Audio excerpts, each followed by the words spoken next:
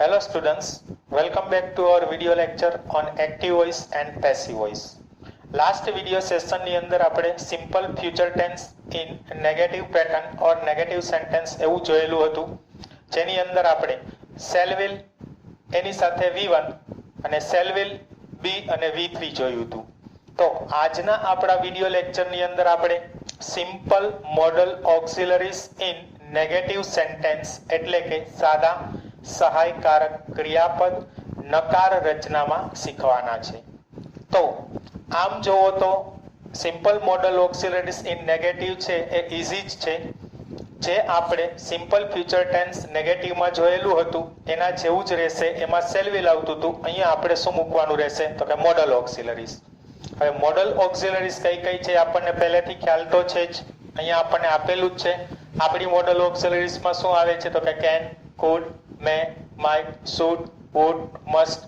એ સિવાયની પણ મોડલ ઓક્સિલરીઝ છે, પણ અહીંયા આપણા માટે આટલી લિમિટેડ છે.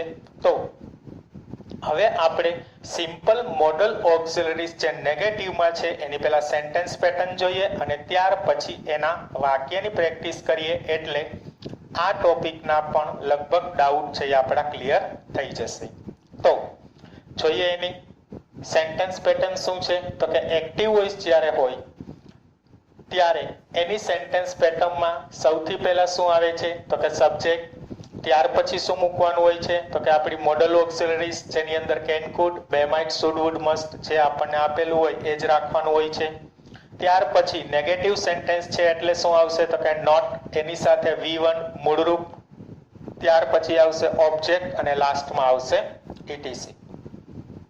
તો સબ્જેક્ટ કેવી રીતના મળે ખબર જ છે, વર્બને હુ ક્વેશ્ચન કરવાથી આપણને સબ્જેક્ટ મળશે. ત્યાર પછી ઓબ્જેક્ટ જે છે એ કઈ રીતે મળશે તો કે વર્બને વોટ અથવા whom થી ક્વેશ્ચન કરશું એટલે આપણને શું મળશે ઓબ્જેક્ટ મળશે. હવે તમે સિમ્પલ ફ્યુચર ટેન્સ જે નેગેટિવમાં જોયું એના જેવું જ તમને અહીંયા દેખાય છે. ઓમાં આપણે શેલ વિલ મૂકતા હતા, અહીંયા આપણે મોડલ ઓક્સિલરીઝ મૂકવાની છે. એટલો જ ચેન્જ, બાકી ફોર્મ્યુલા પેટર્ન બધું જ સેમ રહેશે, કાંઈ બહુ મોટો ફેર એમાં છે નહીં. તો પેસિવ રચના આપણી શું બને છે તો એમાં ઓબ્જેક્ટનું સબ્જેક્ટ, એક્ટિવ વોઇસનું જે આપણે ઓબ્જેક્ટ છે એને સબ્જેક્ટ કરીશું. ત્યાર પછી અહીંયા મેં મોડલ ઓક્સિલરીઝ એવું શોર્ટ ફોર્મ કરીને મૂકી દીધું છે. Modal auxiliaries plus not plus be plus V3 plus ETC plus by plus સબ્જેક્ટનું ઓબ્જેક્ટ. ઓમાં આપણે શું મૂકતા હતા ફ્યુચર ટેન્સમાં તો ક્યાંય શેલ વિલ આવતું, બાકી બધું સેમ જ રહેતું. હવે એક્ટિવ માંથી પેસિવ કે પેસિવ માંથી એક્ટિવ કરીએ ત્યારે સૌ પ્રથમ તો એ આપણને ખબર હોવી જોઈએ કે આપણને જે સેન્ટેન્સ આપેલું છે તે એક્ટિવ વોઇસ છે કે પેસિવ વોઇસ. તો એનો કી પોઈન્ટ શું છે તો કે જો તમને મોડલ ઓક્સિલરી સાથે V1 આપેલું હોય, મૂળરૂપ આપેલું હોય, તો તમને એ સેન્ટેન્સ છે એ એક્ટિવ વોઇસમાં આપેલું હોય. અને જો તમને મોડલ ઓક્સિલરી સાથે B પ્લસ V3 આપેલું હોય, B પ્લસ V3 ખાસ યાદ રાખજો, તો એ આપણી પેટર્ન કેવી હશે પેસિવ વોઇસ અથવા તો સિમ્પલ મોડલ ઓક્સિલરી છે એ આપણને પેસિવ ફોર્મમાં આપેલું છે. ઘણી વખત સ્ટુડન્ટ્સ એવું વિચારતા હોય છે કે આપણને પાછળ બાય પ્લસ સબ્જેક્ટનું ઓબ્જેક્ટ આપેલું હોય તો પેસિવ હોય અને ન આપેલું હોય તો એક્ટિવ હોય. પરંતુ ઘણી વખત એવું બને છે કે જ્યારે તમને એજન્ટ વગરની વાક્ય રચના આપશે, એટલે કે પાછળ બાય પ્લસ સબ્જેક્ટનું ઓબ્જેક્ટ ન આપેલું હોય તો ત્યારે તમારે ફરજિયાત આના ઉપર જ ડિપેન્ડ રહેવું પડે છે કે જો B પ્લસ V3 હોય તો પેસિવ હોય અને ન હોય અને મૂળરૂપ આપેલું હોય મોડલ ઓક્સિલરી સાથે તો એક્ટિવ વોઇસ હોય. એટલે બેટર એ છે કે આપણે આને જ કન્સિડર કરીએ કે B પ્લસ V3 હોય તો પેસિવ અને મોડલ ઓક્સિલરીઝ પ્લસ V1 હોય તો એક્ટિવ. ખાસ યાદ રાખજો, ફ્યુચર ટેન્સમાં પણ એ જ યાદ રાખવાનું, શેલ વિલ પ્લસ V1 તો active, shall will plus B plus V3 તો પેસિવ. ક્લિયર? તો ચાલો જોઈએ એના સેન્ટેન્સ કે જેથી કરીને આપણા બધા ડાઉટ છે એ ક્લિયર થઈ જાય. પહેલું સેન્ટેન્સ આપણને શું આપેલું છે તો કે we should not discourage the children. Gujarati શું થશે તો કે આપણે બાળકોને ના હિંમત ન કરવા જોઈએ. તો પહેલા શું ફાઇન્ડ કરવાનું સબ્જેક્ટ, ઓબ્જેક્ટ, ત્યાર પછી ઇન્ટરચેન્જ કરવાનું અને વચ્ચે આપણે વર્બ જે પેસિવ નું મૂકવાનું છે મૂકી દેવાનું. એક્ટિવ છે કે પેસિવ એવો ક્વેશ્ચન કરીએ તો જોઈ શકો છો અહીંયા શુડ સાથે V1 આપેલું છે. It means given sentence is active voice. Okay, તો હવે આપણે આની અંદરથી સબ્જેક્ટ અને ઓબ્જેક્ટ ફાઇન્ડ કરીએ. શુડ નોટ ડિસ્કરેજ, ના હિંમત ન કરવા જોઈએ. હુ શુડ નોટ ડિસ્કરેજ, કોણે ના હિંમત ન કરવા જોઈએ? તો વી, આપણે. પછી વોટ શુડ નોટ ડિસ્કરેજ, શું ના હિંમત ન કરવું જોઈએ? તો કઈ જવાબ મળતો નથી. ત્યાર પછી whom should not discourage, કોને ના હિંમત ન કરવા જોઈએ? તો આપણને ચિલ્ડ્રન છે એ આન્સર મળે છે. ઇટ મીન્સ આ આપણો ઓબ્જેક્ટ છે. ક્લિયર? તો હવે સેન્ટેન્સ જે છે આપણે બનાવીએ છીએ. તો સેન્ટેન્સ બનાવતી વખતે આપણને ખબર જ છે કર્તા કર્મના સ્થાન બદલે છે. તો સૌથી પહેલા આપણે શું લેશું? The children. ત્યાર પછી ઓબ્જેક્ટ નું સબ્જેક્ટ કર્યું. ત્યાર પછી મોડલ ઓક્સિલરીઝ લેવાની છે. તો આપણને શું આપેલું છે? શુડ. તો મોડલ ઓક્સિલરીઝ માં આપણે કોઈ ચેન્જ કરવાનો રહેતો નથી. તો શુડ નું શુડ જ રાખશું. ત્યાર પછી તો કે નોટ લેવાનું છે. તો નોટ મૂકીએ છીએ. ત્યાર પછી તો કે બી મૂકવાનું છે. તો બી રાખીએ છીએ. ત્યાર પછી V3 કરવાનું છે, જેને આપણે શું કહીએ છીએ? ભૂતકૃદંત. તો ડિસ્કરેજ જે છે એનું શું થશે? ડિસ્કરેજડ.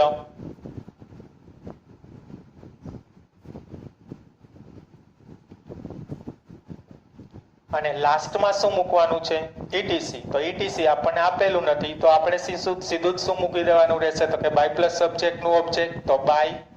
અને ત્યાર પછી આપણને શું આપેલું છે સબ્જેક્ટમાં? વી. તો એનું આપણે કર્મ વિભક્તિ કરશું તો શું થઈ જશે?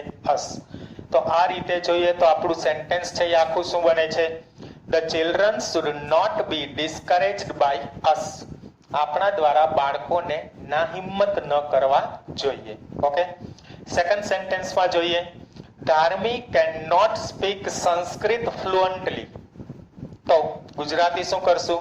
તો કે ધાર્મી છે એ સંસ્કૃત ફ્લુઅન્ટલી એટલે કડકડાટ બોલી શકતી નથી. અસરકારક રીતે સંસ્કૃત છે એ બોલી શકતી નથી. ઓકે, ચાલો ક્વેશ્ચન કરીએ. હુ કેન નોટ સ્પીક, કોણ બોલી શકતું નથી? તો ધાર્મી. તો ધાર્મી એ આપણો શું છે? સબ્જેક્ટ છે. ત્યાર પછી વોટ કેન નોટ સ્પીક, શું બોલી શકતી નથી? તો સંસ્કૃત. તો સંસ્કૃત છે એ આપણું શું છે? ઓબ્જેક્ટ છે. બીજો ક્વેશ્ચન કરીએ. whom can not speak, કોને બોલી શકતી નથી? તો આપણને આન્સર મળતો નથી. તો આપણને એક જ કર્મ આપેલું છે સંસ્કૃત, તો એને આપણે સબ્જેક્ટ તરીકે લેશું. ફ્લુઅન્ટલી છે એ આપણું ETC છે. તો ચાલો સેન્ટેન્સ બનાવીએ. તો સેન્ટેન્સમાં સૌપ્રથમ આપણે શું લેવાનું રહેશે? આપણને ખબર જ છે કે એક્ટિવ વોઇસ નું ઓબ્જેક્ટ છે એ સબ્જેક્ટ તરીકે આવશે. અહીંયા આપણે લઈએ છીએ. તો સૌથી પહેલા શું મૂકવાનું થશે? સંસ્કૃત. ત્યાર પછી મોડલ ઓક્સિલરીઝ, તો આપણને કેન આપેલું છે તો કેન જ રાખશું. ત્યાર પછી નોટ મૂકવાનું છે તો નોટ લખીએ છીએ. Sanskrit can not. ત્યાર પછી બી મૂકવાનું છે તો બી રાખીએ છીએ. ત્યાર પછી આવે છે V3, તો આપણને સ્પીક આપેલું છે, અનિયમિત ક્રિયાપદ છે, ઇરેગ્યુલર વર્બ છે, તો એનું થર્ડ ફોર્મ શું થશે? તો કે સ્પીક, સ્પોક અને સ્પોકન. તો શું રાખશું આપણે? Spoken. Sanskrit can not be spoken. ત્યાર પછી શું મૂકવાનું છે? ETC. તો ફ્લુઅન્ટલી. અને લાસ્ટમાં શું મૂકવાનું છે? બાય પ્લસ સબ્જેક્ટ નું ઓબ્જેક્ટ. તો આપણો સબ્જેક્ટ કોણ છે? ધાર્મિક. તો એમાં કઈ ફેરફાર થશે નહીં, એમનેમ જ રાખશું. બાય ધાર્મિક. આખું સેન્ટેન્સ શું બને છે? Sanskrit can not be spoken fluently by Dharmik. Okay, clear? ત્યાર પછીનું આપણું થર્ડ સેન્ટેન્સ જોઈએ. The HSC students must not waste their time. HSC સ્ટુડન્ટ્સે, વિદ્યાર્થીઓએ તેઓનો સમય બગાડવો ન જ જોઈએ. ઇમ્પોર્ટન્ટ યર હોય, બગાડવાનું ન હોય એટલા માટે. તો ચાલો ક્વેશ્ચન કરીએ. મસ્ટ નોટ વેસ્ટ, બગાડવું જ ન જોઈએ. હુ મસ્ટ નોટ વેસ્ટ, કોણે બગાડવો ન જોઈએ? The HSC students. તો એ આપણું શું છે? સબ્જેક્ટ છે. Second question. What must not waste, શું ન બગાડવો જોઈએ? Their time. તો ધેર ટાઈમ જે છે એ આપણું શું છે? ઓબ્જેક્ટ છે. ઓકે, તો કર્તા અને કર્મના સ્થાન બદલીએ તો સૌથી પહેલા આપણે આગળ શું રાખીશું? તો ધેર ટાઈમ.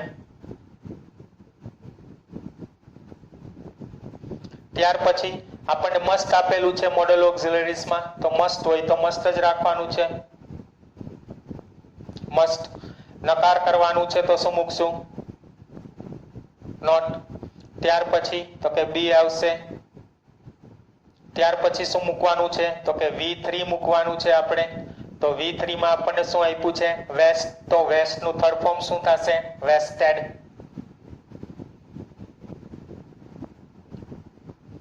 ત્યાર પછી શું આપેલું છે? ETC. તો સેન્ટેન્સમાં જોશો તમે ETC આપણને કઈ આપેલું નથી, તો કઈ વાંધો નહીં, એના પછીનું નેક્સ્ટ સ્ટેપ છે એમાં જતું રહેવાનું. તો બાય પ્લસ સબ્જેક્ટ નું ઓબ્જેક્ટ મૂકવાનું છે. તો કોણ છે આપણો સબ્જેક્ટ? The HSC students. તો શું આવશે? By the HSC students. Okay, આખું સેન્ટેન્સ શું બને છે? their time must not be wasted by the HSC students. Clear?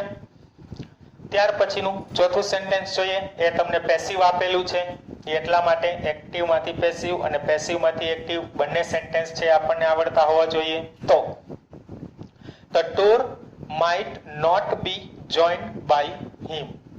તેના દ્વારા ટૂર છે એ કદાચ જોડાવામાં ન આવે, ટૂરમાં તે કદાચ ન જોડાય એવું કહેવા માંગે છે. ઓકે, કઈ વાંધો નહીં. તો હવે આપણે એ જોઈએ એક્ટિવ આપેલું છે કે પેસિવ. જો અહીંયા એ ક્વેશ્ચન કરશું એટલે ખબર પડી જશે. એક્ટિવમાં શું હોવું જોઈએ? તો કે મોડલ ઓક્સિલરીઝ એની સાથે V1 હોવું જોઈએ. ચાલો, માઇટ તો આપણી મોડલ ઓક્સિલરીઝ છે, એની સાથે જો આપણને જોઈન્ડ પાછળ ED આપેલું છે તો V1 આપ્યું છે? તો કે નહીં, V3 આપેલું છે. તો જો એની સાથે B નું રૂપ પણ આપેલું છે, B અને જોઈન્ટ આપેલું છે, it means our sentence is passive voice. Clear? તો આપણને જે સેન્ટેન્સ આપેલું છે એ પેસિવ વોઇસ આપેલું છે અને એમાંથી આપણે શું કરવાનું છે? Active voice. તો આપણને જો બાય હિમય આપી દીધું છે એટલે બહારથી આપણે કોઈ બાય પ્લસ સબ્જેક્ટ નું ઓબ્જેક્ટ લઈ આવવાની જરૂરિયાત નથી, ઓલરેડી આપણને સેન્ટેન્સમાં આપેલું છે, તો એનો જ આપણે ઉપયોગ કરશું. તો હવે શું કરશે? તો કે બાય હિમ જે આપેલું છે એને એક્ટિવ કરવું છે એટલે એનો સબ્જેક્ટ કરીને મૂકવાનો થશે અને ધ ટૂર જે છે એનો આપણે ઓબ્જેક્ટ કરીને મૂકવાનું છે એટલે અહીંયા આપણે એને મૂકીશું. રેડી? તો ચાલો સેન્ટેન્સ બનાવીએ. તો શું બને છે સેન્ટેન્સમાં? બાય હિમ આપેલું છે, અહીંયા કર્મ વિભક્તિ છે, અહીંયા કર્તા વિભક્તિ કરવાની છે એટલે પહેલા શું મૂકશું આપણે?